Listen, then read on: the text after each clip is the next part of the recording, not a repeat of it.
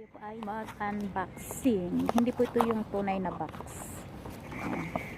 Ito ay paper bag lang. Pero hulaan nyo ano yung i-unbox natin. So, huwag natin patagalin. Unbox tayo guys ng cellphone. So, may bago akong cellphone sa wakas. Dahil ang cellphone ko guys ay 4 years na. Samsung din ang itong cellphone na ginagamit ko ngayon na pang vlog.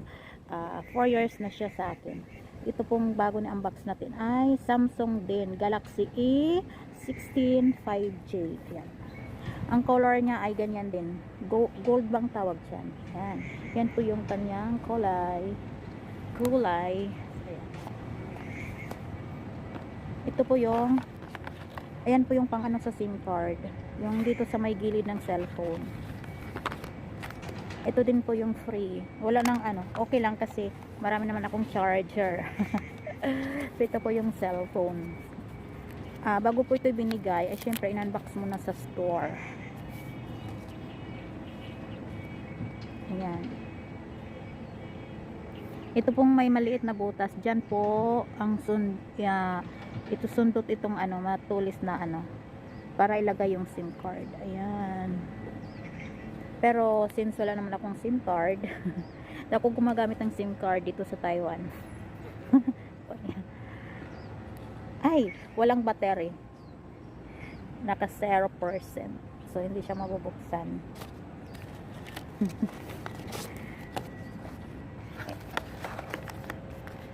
Ito yung pang ano, ayan. Pag gusto mo lagyan ng SIM card ang iyong mobile phone, ayan, dito lang niya isasama. Sundutin lang ng ano, bahagya ba ang tawag? Ouch.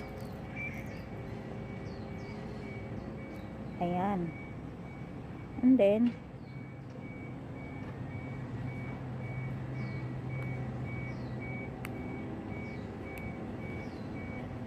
ang hirap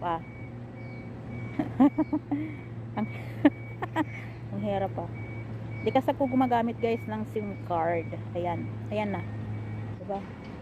Maliit lang siya. So isang SIM lang siya, and then wala na din siyang lagayan ng cellphone na to. Ayan, hindi kasi siya hindi siya naka-charge.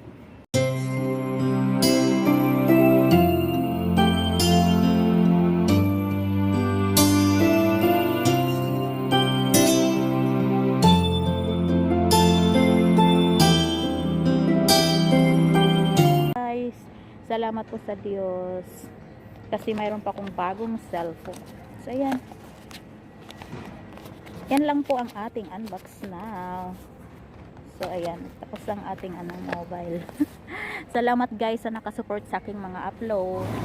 Ayan o, excited si Mimi o.